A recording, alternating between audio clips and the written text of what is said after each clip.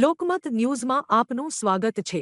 સંખેડા ખાતે ઓરસંગ નદી પર આવેલા પુલના મરામત કામને કારણે ગત સાંજથી ડાયવર્ઝન શરૂ કરવામાં આવ્યું હતું, પરંતુ ડાયવર્ઝન શરૂ થયા બાદ એક દિવસ પણ પૂર્ણ ન થતા આજે બપોરે અચાનક ટ્રાફિક સમસ્યા ઊભી થઈ હતી। ઓરસંગ પુલના કામ માટે સ્ટીલ ભરેલી ટ્રક બહાદરપુર તરફથી સંખેડા આવી રહી હતી। ડાયવર્ઝનના ઢાળ પર ચડતી વખતે અચાનક ટ્રકની બ્રેક ફેલ થતા ટ્રક પાછળની તરફ ઉતરી ગઈ હતી। સદનસીબે ટ્રક ચાલકનો આબાદ બચાવ થયો હતો અને કોઈ જાનહાનિ નોંધાઈ નથી। બનાવની જાણ થતાં જ મોટી સંખ્યામાં લોકો સ્થળ પર ઉમટી પડ્યા હતા। ડાયવર્ઝન માર્ગ પર વાહનોની લાંબી કતારો લાગી ગઈ હતી અને ચક્કાજામ જેવી સ્થિતિ સર્જાઈ હતી। સંખેડા પોલીસ સ્ટેશનના અધિકારીઓ તાત્કાલિક ઘટના સ્થળે દોડી આવ્યા હતા અને ટ્રાફિક વ્યવસ્થા સંભાળી પરિસ્થિતિ કાબૂમાં લીધી હતી। તંત્ર દ્વારા પુલ પરથી વાહન વ્યવહાર ફરી શરૂ કરવામાં આવતા રાહદારીઓએ હાશકારો અનુભવ્યો હતો।